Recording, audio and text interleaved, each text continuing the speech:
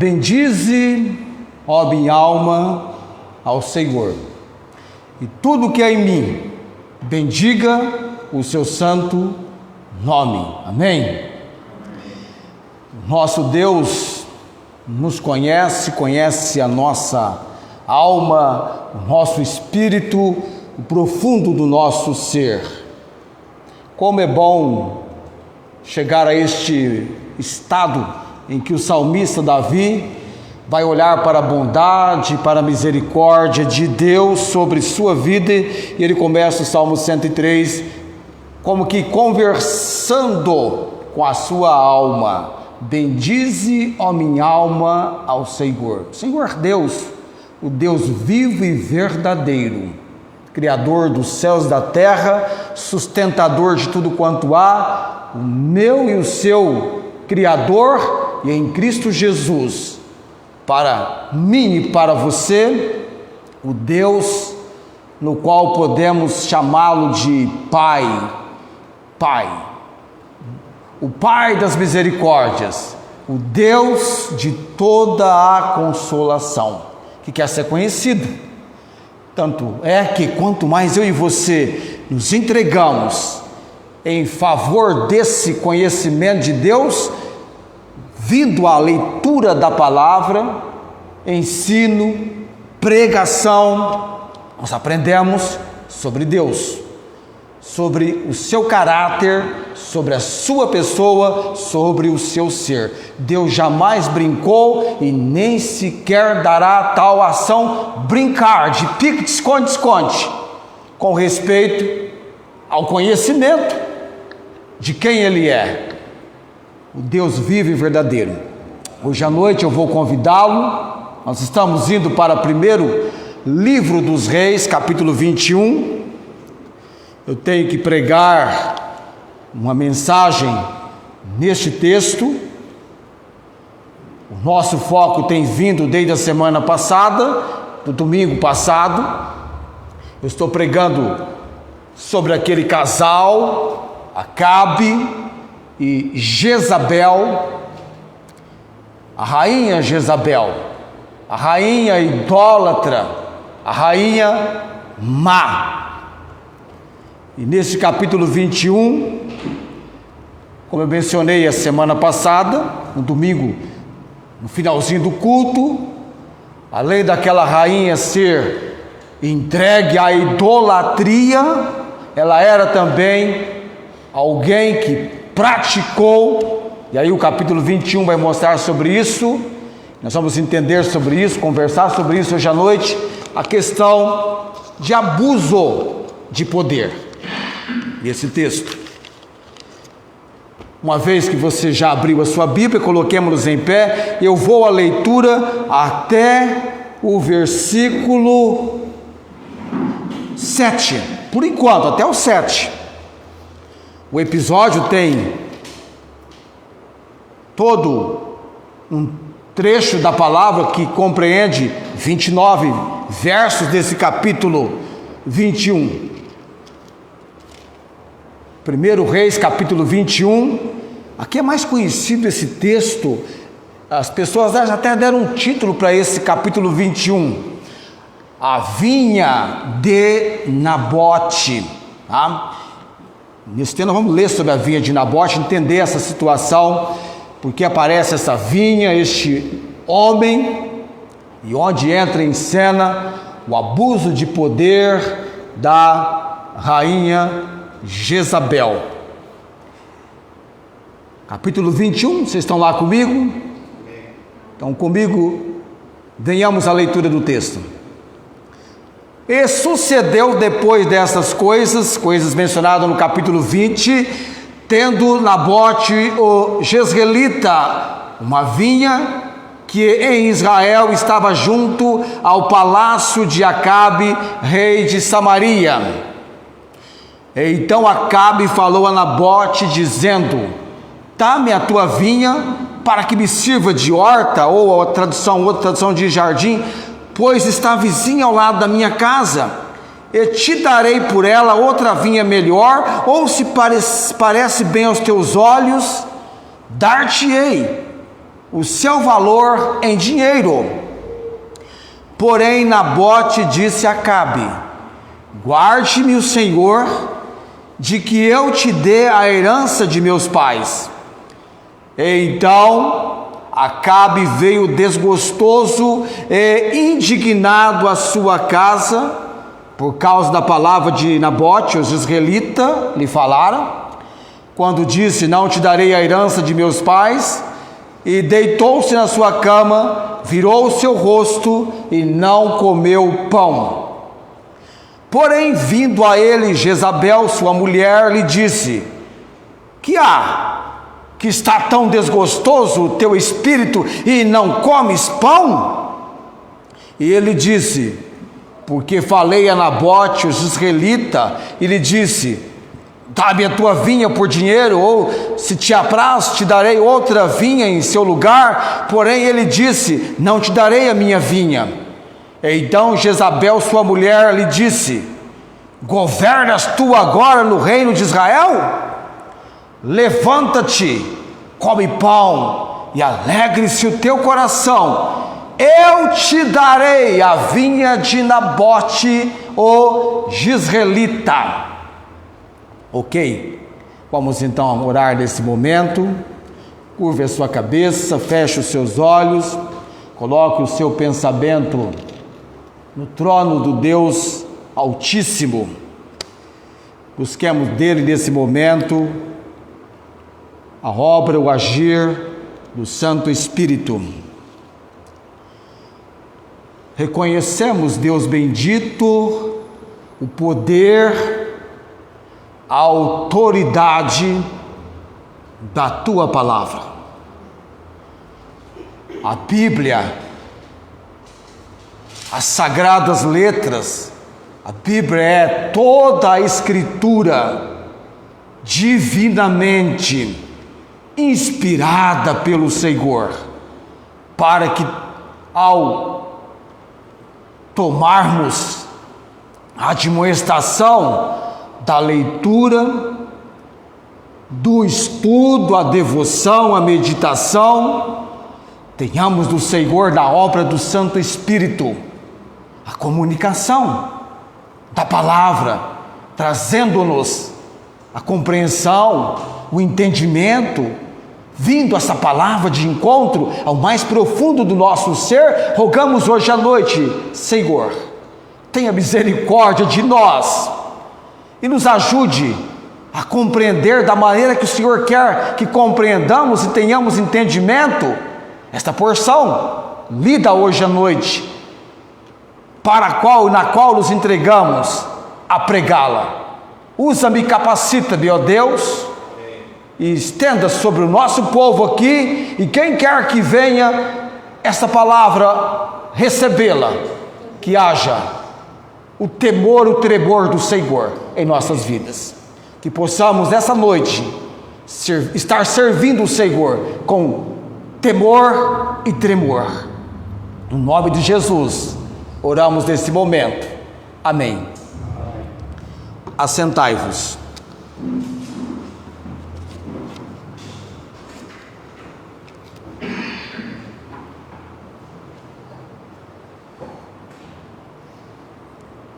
O ato humano de se prevalecer de cargos para se fazer valer de vontades particulares, tem um nome para isso.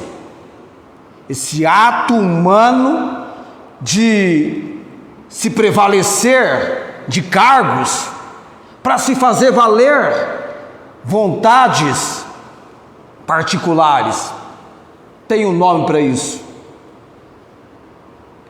abuso de poder, desvio de finalidade, excesso de poder. Isso é que é abuso de poder. É você usar um cargo para se fazer valer de vontades, de desejos particulares. O abuso de poder, será que é porventura algo muito natural em muitas partes do mundo? Será que é ou não algo muito natural em muitas partes do mundo? Sim, abuso de poder é algo muito natural em muitas partes do mundo. Não começou ontem, nem no século passado. Isso não é de hoje. Esse assunto é também um dos mais antigos na história da humanidade. Eu ia trazer de casa, acabei esquecendo. Eu ia trazer um martelo que eu tenho lá em casa.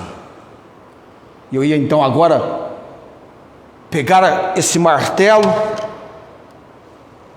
como se fosse uma ferramenta para dizer para você o seguinte: o poder, uma vez disponível como uma ferramenta nas mãos de alguém, sabe, uma ferramenta nas mãos de alguém. Isso aqui não é, o martelo seria uma boa ferramenta. Eu esqueci esse martelo, eu intencionei trazê-lo, mas não o coloquei no carro, ele acabou ficando. Então, o poder, uma vez disponível como uma ferramenta nas mãos de alguém, ele é seguido, ele é também não apenas seguido, mas cercado pela cobiça dos olhos, que é aquela tentação mental que nos leva ao pecado na prática, tentação que nos vem através do domínio da mente, do pensamento. Então, quando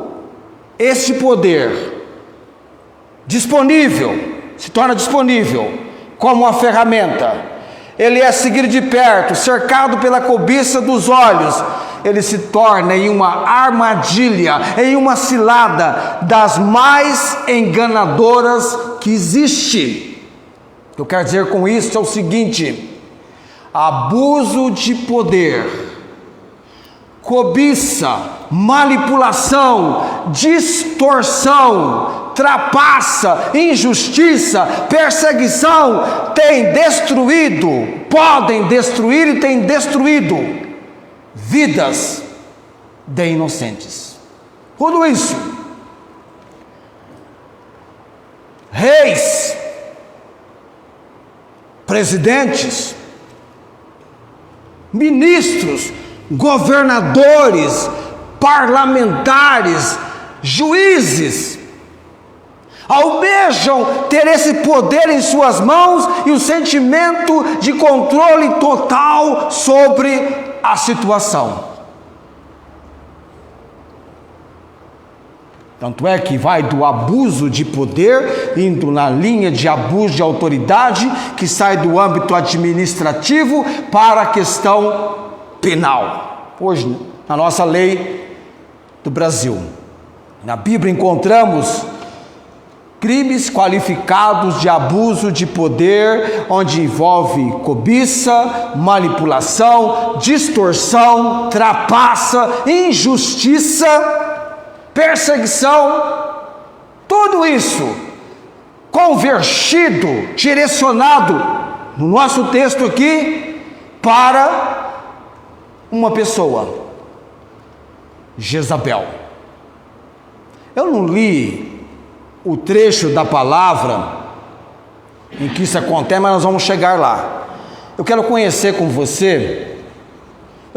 Eu gostaria que fosse possível esgotarmos todos os recursos desse texto, desse assunto hoje à noite, mas eu acho que não.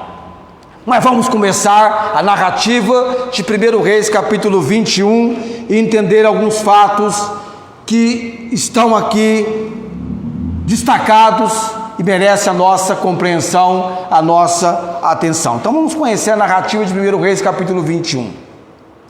Acabe tinha um palácio em Jezreel. Eu não vou entrar em detalhe muito sobre a localização, se ele morava num lugar e tinha uma casa de verão, porque há diferenças de observações da distância em que estava esse palácio, que tinha como vizinho um homem com a sua vinha, um homem chamado Nabote. Então vamos imaginar que de um lugar do palácio de Acabe, vamos pensar na janela, ou de um lugar em que Acabe pudesse ver o terreno, ver a vinha, contemplar a vinha. Então, dos seus aposentos, ele contempla a vinha.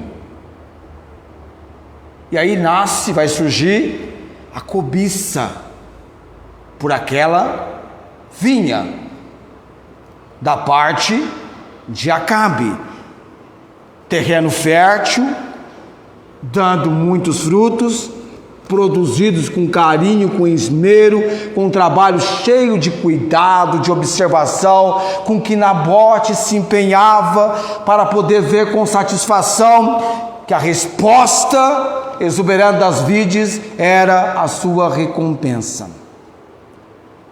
Agora, Nabote não somente cuidava com todo o esmero daquele vinhedo, com todo o carinho, mas também ele se alegrava, ele se regozijava. Ele trazia na sua lembrança algo muito importante: como é que aquele vinhedo, como é que aquela vinha veio parar na sua, vamos dizer assim, como sua propriedade. Como é que Nabote veio adquirir aquela vinha? Aquela vinha, aquele vinhedo, foi adquirido pelos ancestrais de Nabote, quando Josué e seus soldados tomaram posse em Canaã. Então, desde aquela época de Josué e os seus soldados, aquela vinha fora dada aos ancestrais de Nabote pelo Senhor. Deus lhes havia dado aquela propriedade. É como se aquela propriedade, e de fato ela o era, abençoada. Veio a família por Deus. Por isso que ele fala, quando Acabe quer comprar, Nabote então vai dizer para ele: guarde-me o Senhor de que eu te dê a herança de meus pais. Não tinha dinheiro algum que poderia substituir para Nabote aquilo que Deus lhe havia dado através dos seus ancestrais e que deveria prosseguir ficando para os seus descendentes, os seus filhos. Era algo sagrado, abençoado. Ainda que Acabe, negociando com ele, estava pronto a pagar um bom preço por aquela vinha, e até se Nabote quisesse, ele estava pronto até a dar uma outra vinha num outro lugar, no pensamento de Acabe, que até fosse melhor do que aquela, mas aquela Acabe queria. Ele não tinha no pensamento dele essa consideração de que aquilo fora dado a Nabote, era objeto de herança, que ele tinha um apreço. Acabe só tinha uma coisa: ele tinha uma vaidade. Ele queria construir uma horta, sei lá, um jardim. Era um capricho de Acabe. E ele então fala com Nabote. Nabote teve então uma posição inflexível por causa da sua fidelidade a Deus. Nós entendemos que Nabote era um homem temente a Deus, que procurava guardar-se no caminho do Senhor, e negou a fazer qualquer negócio com Acabe que envolvesse aquele pedaço de terra. Detalhe: na sua ingenuidade, orgulhosamente, Nabote respondeu ao rei que jamais iria dispor da herança que recebera de seus pais, mas ele fez isso sem que pudesse prever qual seria a reação do rei, e não imaginou até onde a crueldade da rainha Jezabel poderia chegar. Você não tem noção até onde pode chegar a crueldade de pessoas investidas de autoridade e de poder. A Bíblia nos ensina que maldito é o homem que confia no homem. A nossa confiança tem que estar no Senhor. O homem é falho. O homem, o ser humano, nos decepciona, pode nos decepcionar. E Acabe certamente queria aquele pedaço de terra para estender ali o seu jardim e ostentá-lo dessa maneira, atendendo o seu capricho, satisfazendo a sua vontade pessoal, mas ele não teve o consentimento de Nabote. Aí vem uma pergunta: qual foi a reação de Acabe? Como é que Acabe reagiu à resposta, ao parecer de Nabote? Nós vamos entender pela Bíblia que ele então, no versículo 4, vai dizer que ele ficou desgostoso e indignado, ou inconformado e indignado. Na verdade, vamos traduzir essa expressão indignado, desgostoso, inconformado, diante do procedimento que ele teve. Ou seja, Acabe, qual uma criança, recolheu-se em seu quarto, deitou em sua cama e rejeitou toda a comida que os seus servos vieram lhe oferecer. Estava indignado, desgostoso, inconformado. Da sua mente não saía, não tinha outra coisa em que ele pensava senão, não pensava em outra coisa. Queria aquele pedaço de terra porque queria e não aceitava aquela situação, muito embora a lei desse razão para Nabote. Ele queria aquele pedaço de terra. Como ele queria? Lá em Êxodo 20, fala para não cobiçar a mulher do próximo, os bens do próximo, os servos do próximo. Isso leva a pecado. E ele estava, alguns diriam que ele estava deprimido. Recolhe no quarto, fecha-se a porta, não quer comer, está aborrecido o homem, está igualzinho a criança mimada. Ele poderia, se ele quisesse, contrariar a palavra de Deus, a lei, a Torá, mas estava receoso em fazer isso porque o povo tinha recebido um estímulo quando Elias enfrentou os profetas falsos no Monte Carmelo e trouxe o povo de novo a restabelecer confiança em Deus. Então ir contra a lei seria uma temeridade, pois o povo todo poderia protestar contra ele. E aí entra em cena quem? Jezabel. O que está acontecendo com esse marido meu? O rei está triste, aborrecido, insatisfeito. E ele então relata o ocorrido para Jezabel. Quando Jezabel escuta o ocorrido, ela tem um impulso de repúdio total, e ela já está então entendendo o seguinte: ela se julga estando acima da lei e acima de Deus. Ela vai tomar providências para que aquela propriedade passasse a ser de Acabe. Olha lá no versículo 7, ela fala para ele: Acabe, quem é você, Acabe? Você não é o rei? Levanta-te, versículo 7. come pão e alegre o seu coração. Eu quem? Jezabel, te darei a vinha de Nabote, o jezreelita. Então ela, sentindo-se com todo o poder em suas mãos, ela anima o rei. Ela faz com que o rei se levante.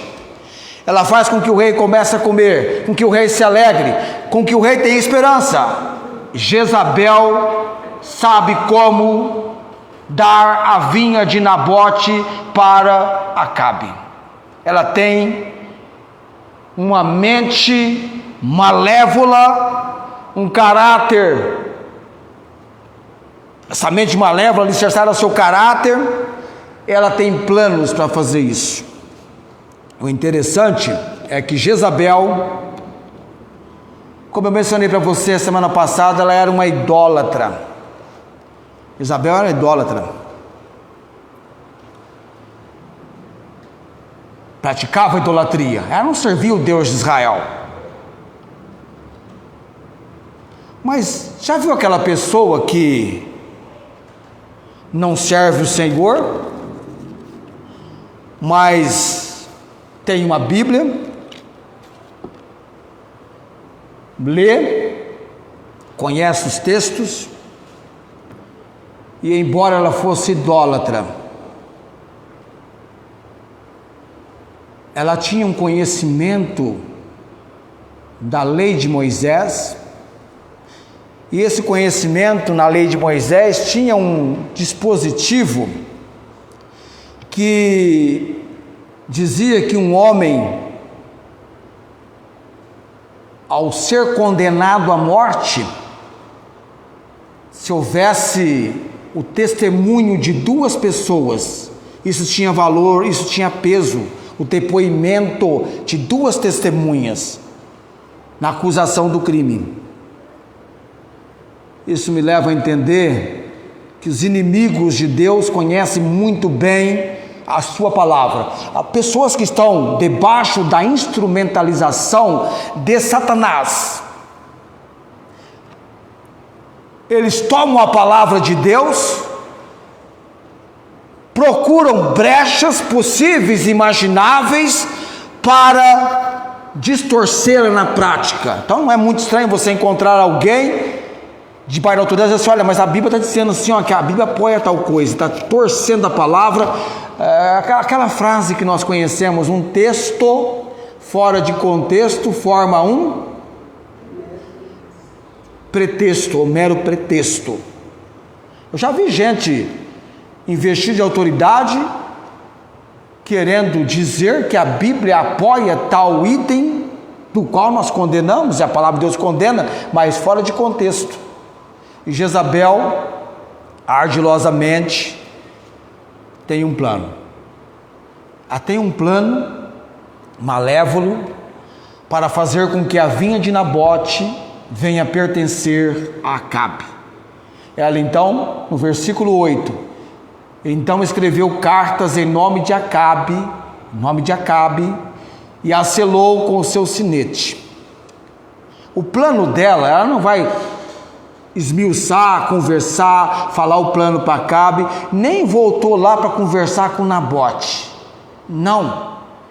O plano dela é feito na calada da situação. Ela escreve cartas em nome de Acabe, selou com o sinete. Ela então fez com que essas cartas, as cartas são escritas para os líderes, para os anciãos. O versículo 8 fala sobre isso, os nobres que haviam lá na cidade onde habitava Nabote. E ela então, escrevendo essas cartas para os anciãos, para os líderes, para os nobres lá de Jezreel, ela ordenou um jejum. Interessante. Rainha Jezabel está envolvida agora com o povo de Deus, apregoando um jejum. Interessante. Quando é que se apregoava um jejum? Vamos lá para o texto da palavra de Deus. Josué capítulo 7. Josué capítulo 7. Quando é que se apregoava um jejum entre o povo de Deus? Josué 7, versículo 6. Então Josué rasgou as suas vestes, se prostrou em terra sobre o seu rosto. Eles perderam a batalha em Ai. Deus mostrou que havia pecado. Eles perderam a batalha. E antes de Deus mostrar que havia pecado, porque perderam a batalha, então Josué rasgou as suas vestes, se prostrou em terra sobre o seu rosto perante a arca do Senhor até a tarde. Ele, os anciãos de Israel, e deitaram pó sobre as suas cabeças. Está vendo aqui?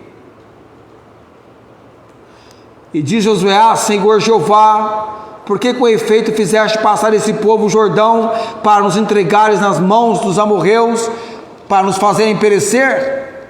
Antes nos tivemos contentado em ficar além do Jordão. Ah, Senhor, que direi, pois Israel virou as costas diante do inimigo? Aí ele vai comentar, e no versículo 13 vem a resposta: levanta-te, santifica o povo e diz: santificai-vos para amanhã, porque assim diz o Senhor Israel: anátema no meio de ti, Israel, diante dos teus inimigos, não poderás suster-te até que tires o anátema do meio do povo. Vamos lá para Esther 4,16. Esther 4,16.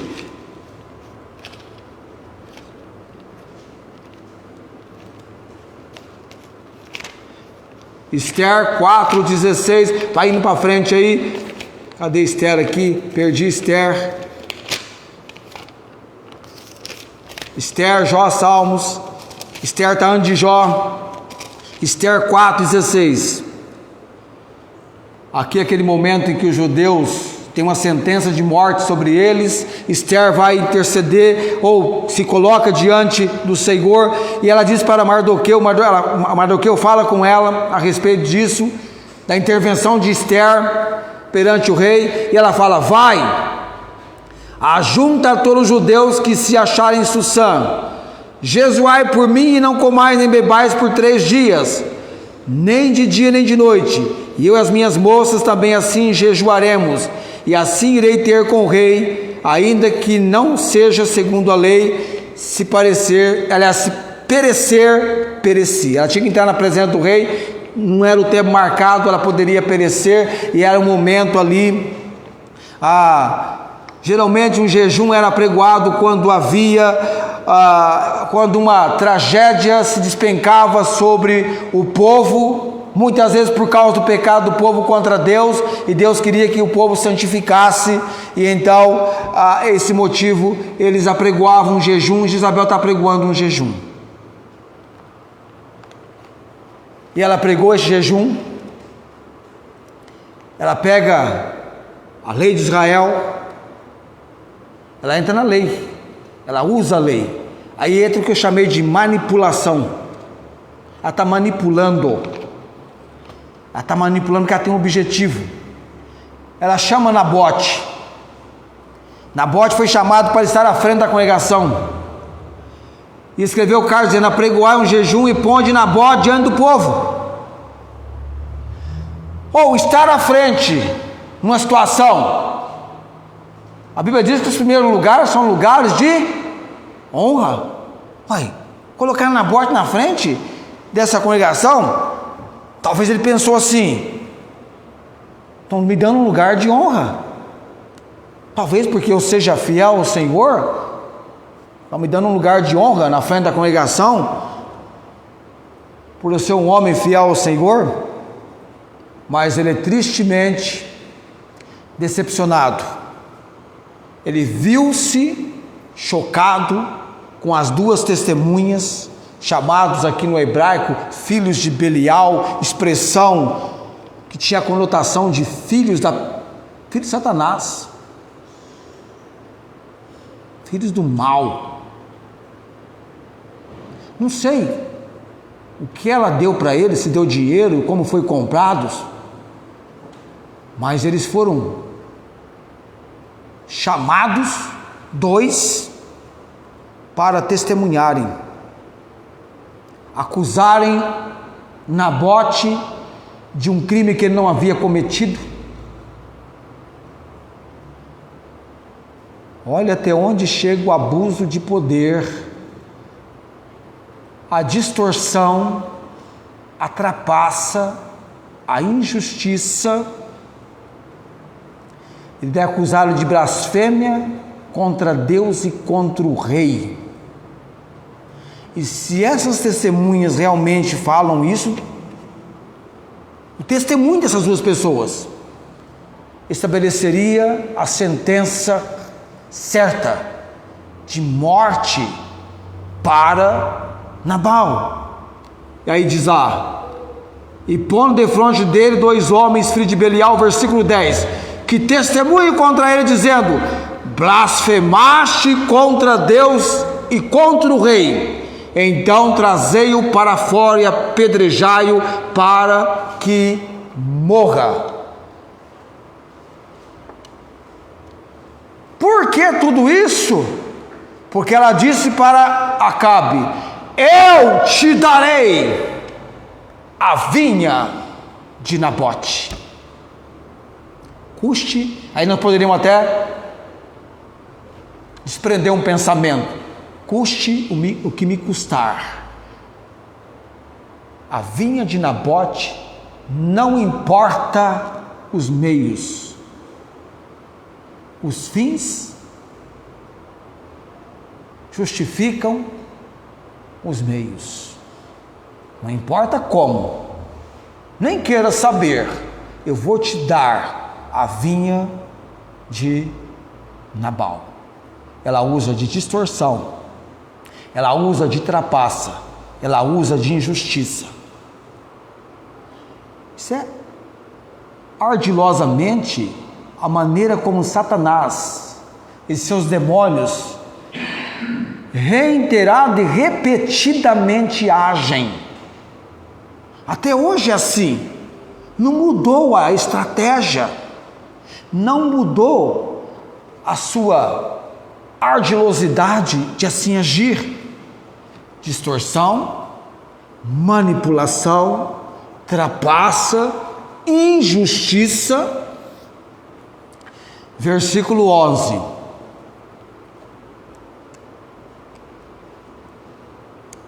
Aliás, antes de eu ler o versículo 11, deixe-me ler para você Levítico 24, 15 e 16. Levítico 24, Gênesis, Êxodo, Levítico. Levítico 24, capítulo 24, versículo 15 e 16.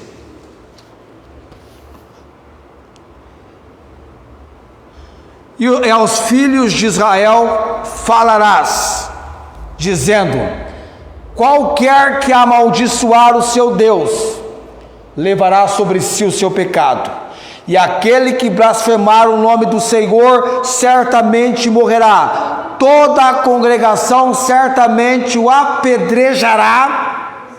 Assim o estrangeiro como o natural, blasfemando o nome do Senhor, será morto. Havia uma lei para isso.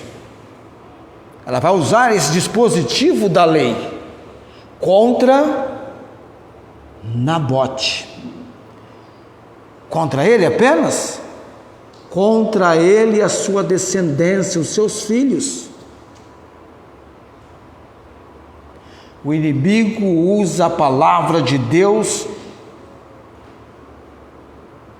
distorcendo-a ou torcendo-a contra o próprio povo de Deus. Satanás usou contra Jesus a própria palavra, manipulando, torcendo. Voltemos para 1 Reis, capítulo 21. Agora, tá, tudo bem. Vamos ver o que diz Deuteronômio 17:6. Deuteronômio 17:6.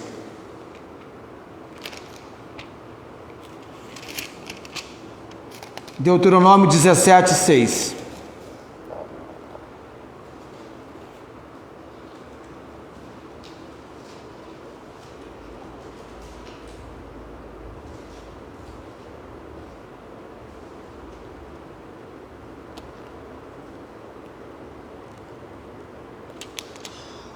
O contexto aqui de Deuteronômio 17, pegando ali do versículo 3, está falando assim: ao único Deus, o Senhor, quem que se for e servir a outros deuses, e se encurvar a eles, ou ao sol, à lua, a todo o exército do céu, ou o que eu não ordenei, e te for denunciado e ouvires, então bem o inquirirás, e sendo verdade certo que se fez tal abominação em Israel, então tirarás o homem ou a mulher que fez este malefício, as tuas portas o apedrejarão, ou aliás o apedrejarás, o tal homem ou mulher até que morra. Ou seja, qualquer pessoa entregue à idolatria em Israel deveria, pela boca de testemunhas, ser apedrejado e morrer. Por boca de 2 testemunhas ou 3 testemunhas será morto o que houver de morrer, por boca de uma só testemunha não morrerá. Quem é que deveria ser morta por apedrejamento por ser uma idólatra? Jezabel. Ela deveria enfrentar apedrejamento. Ela sim havia cometido algo contra o Senhor. Ela disseminou a idolatria. Mas o que acontece com Nabote? Põe Nabote na frente, então vem os testemunhas. Versículo 13, falando que Nabote tinha blasfemado contra Deus, contra o rei, levaram para fora da cidade e o apedrejaram e morreu.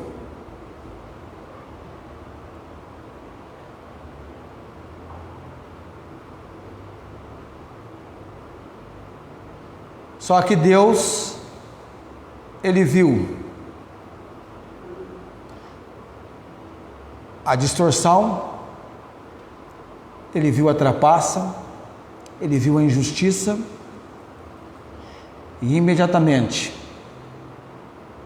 Deus já, quase que como se pegasse um telefone e ligasse para o seu servo e dizia: alô, Elias,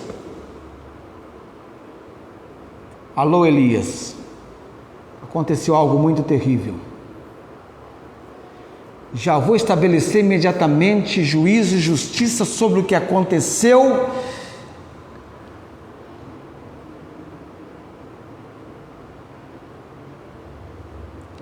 O texto aqui não fala da descendência de Nabote sendo morta. Diz assim, ó: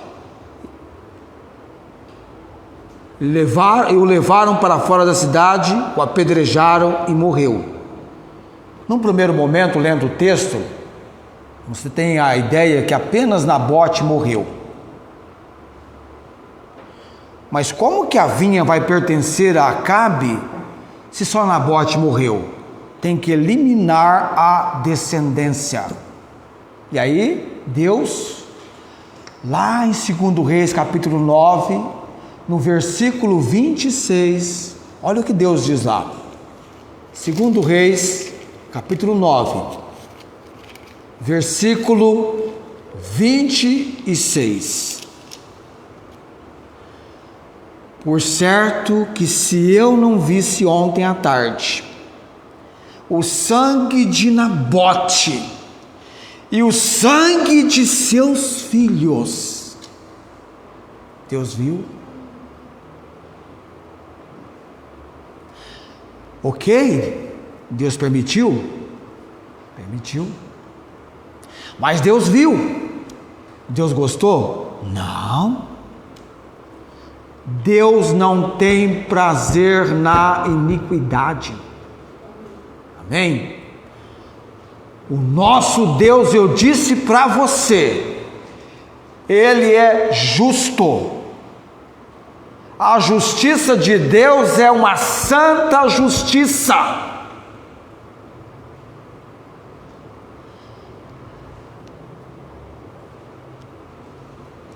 O Senhor manifesta a sua justiça e o seu juízo contra todos os oprimidos.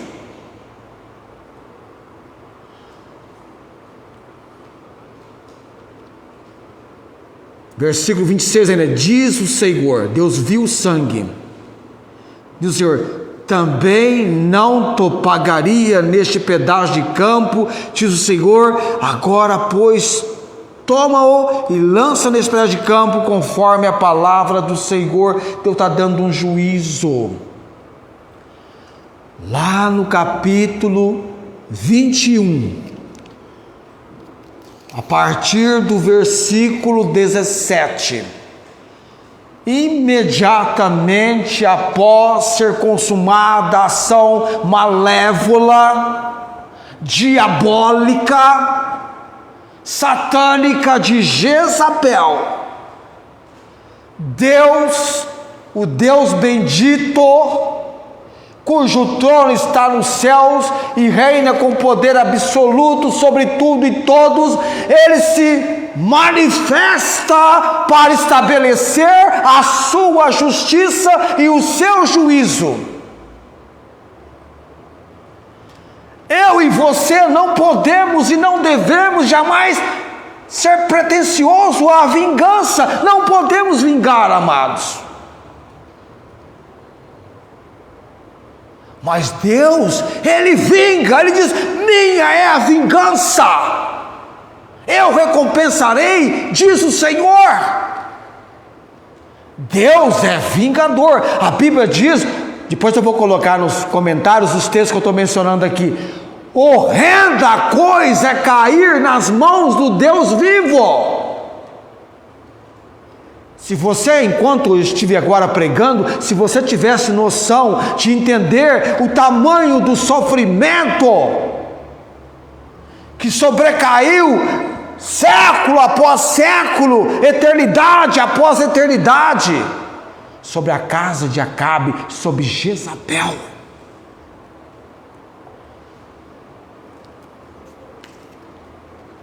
Todas as gentes e ímpios que se esquecem de Deus, Deus tem lugar para eles. Com Deus não se brinca, não zomba. Já imaginou pegando a palavra de Deus e manipulando as consequências disto, vindo sobre a casa de Acabe, sobre os filhos e sobre também Jezabel? Eu vou ter que ir para a semana que vem, porque eu vou agora do versículo 17 em diante até o 29, porque tem um assunto ainda nesse abuso de poder. Já fizemos pelo menos a metade do trecho do caminho, já tem ideia do abuso de poder, as consequências de quando se age com abuso de poder. Tem consequência, e as pessoas pensam que vão escapar. Ninguém viu, ninguém sabe. Irmão, amados, quem contou para Elias foi o Senhor. O próprio Deus comunicou com Elias. Então veio a palavra do Senhor a Elias, o tibita, dizendo. Na semana que vem nós vamos atentar para essa palavra. Você não pode fazer algo, ninguém sabe. Fizemos na mais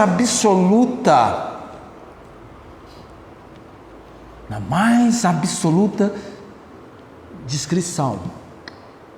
Não tem como alguém saber. A fonte é segura. Não existe fonte segura para Deus, diante de Deus, do agir de Deus. Operando eu, quem impedirá? Por isso que eu disse que é bom ter esperança e aguardar em silêncio a salvação que vem do Senhor. O próprio Senhor Jesus mencionou: não tenham medo daquele que pode matar o corpo, antes, porém, daquele que pode fazer perecer no inferno, daquele que pode lançar no inferno. E se Deus decretar que não vai morrer, não morre, mas Deus permitiu venha, Nabote, para mim, saia do meio da manipulação, da injustiça. Você foi zeloso daquilo que eu te dei, através dos seus ancestrais. Venha, Nabote, venha, seus filhos, a sua morte é cruel, mas eu vou vingar. E Deus vingou. A semana que vem nós vamos tocar nesse assunto. Entregue a questão que você tem no altar do Deus Altíssimo e aguarde.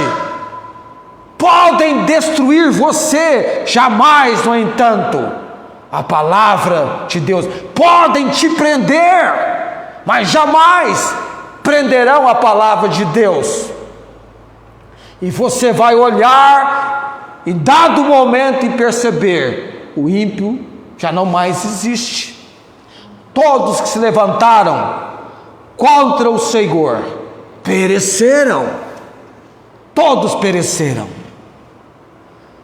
O nosso Deus é o Senhor, assentado num trono de majestade e glória, ao Rei dos séculos, imortal, invisível. A Ele seja a glória.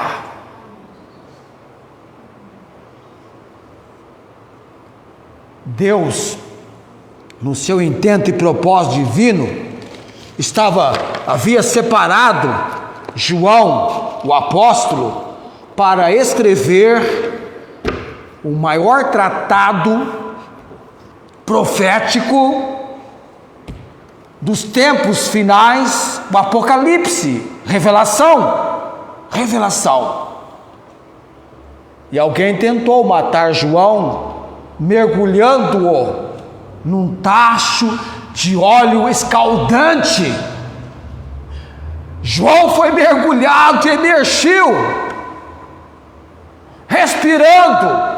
Como? Milagre do Deus bendito. Ele vai escrever. Eu tenho um plano para ele vai morrer em boa velhice.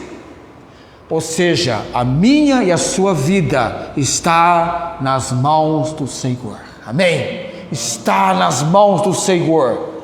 Precisamos lançar nossa confiança. Temor e tremor é diante de Deus.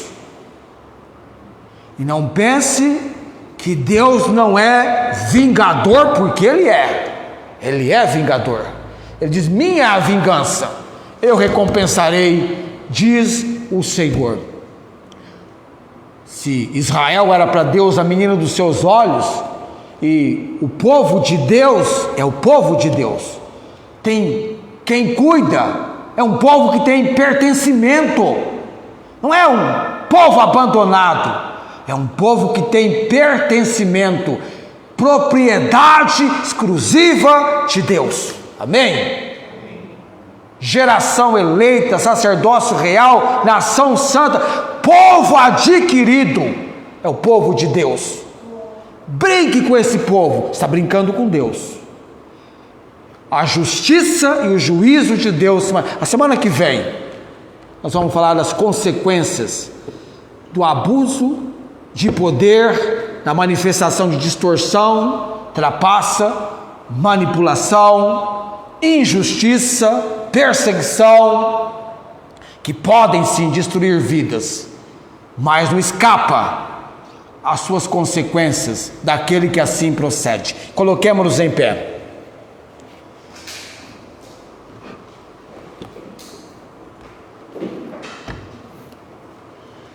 A nossa temática: fé, esperança e amor. O amor não trata com leviandade. Trouxe você para conhecer a leviandade e a idolatria da rainha Jezabel. Além de idólatra, ela agia também com abuso de poder. E a semana que vem fecharemos o capítulo 21 de 1 Reis, nas consequências. Coloque a sua vida o altar da consagração de Deus. Consagre-se no altar de Deus a sua vida. Entenda, você é do Senhor?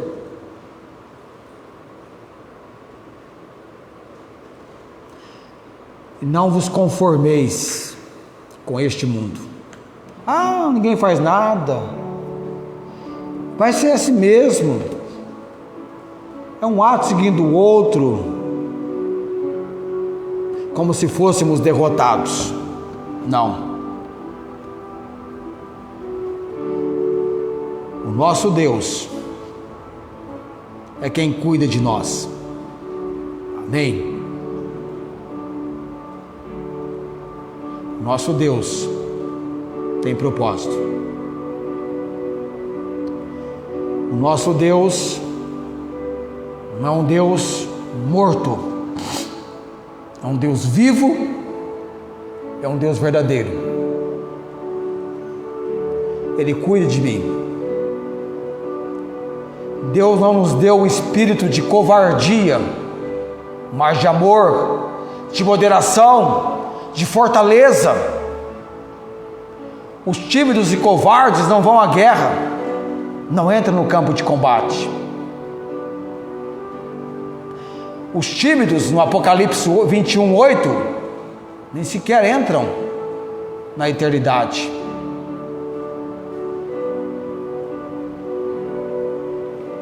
Oremos. Te agradecemos, ó Deus Altíssimo, pelo poder, pela autoridade da palavra do Senhor. O Senhor é um Deus santo, santo, santo, perfeito, excelso. O Senhor é maravilhoso. O Senhor é quem traz uma resposta de paz ao nosso coração, de refrigério. No cuidado do Senhor por nós, nós podemos lançar toda a nossa ansiedade diante do Senhor, tendo a convicção, a certeza que o Senhor cuida de nós. Te louvamos, ó Deus, por estes dias que o Senhor tem nos dado, ainda que haja uma série de constrangimentos, situações aborrecíveis, o Senhor jamais mudará. O Senhor é o mesmo. Jesus Cristo é o mesmo ontem, hoje e eternamente. A tua palavra é a verdade, e a verdade liberta, a verdade santifica. Abençoa, ó Deus, os que entregues a ouvir a palavra do Senhor, deram ouvidos e tiveram corações abertos pelo Senhor. Que haja decisão, que possamos estabelecer considerações importantes, como é bom servir o Deus vivo e verdadeiro e receber do Senhor sobre nossas vidas o cuidado. Pai de todo poder e autoridade, abençoe o teu povo do país Brasil e levanta, ó Deus, aqueles que serão levantados pelo Senhor para levar a palavra de justiça e juízo perante esta nação que entregue a tantas atitudes que é uma verdadeira repetição diabólica e satânica daquilo que é o papel do inimigo ao vir roubar, matar e destruir. Livra-nos do mal, ó Deus, e guarda-nos debaixo das tuas poderosas mãos. Oramos, rogamos, no nome de Jesus. Amém. O Senhor te abençoe e te guarde. O Senhor faça resplandecer o seu rosto sobre ti e tenha misericórdia de ti. O Senhor sobre ti levante o seu rosto e te dê a paz. Amém.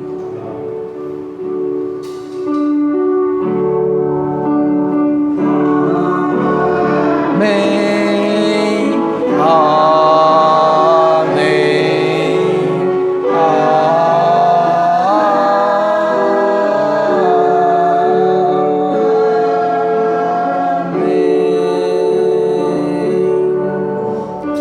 Amém. Deus abençoe a todos, tenham todos uma ótima semana.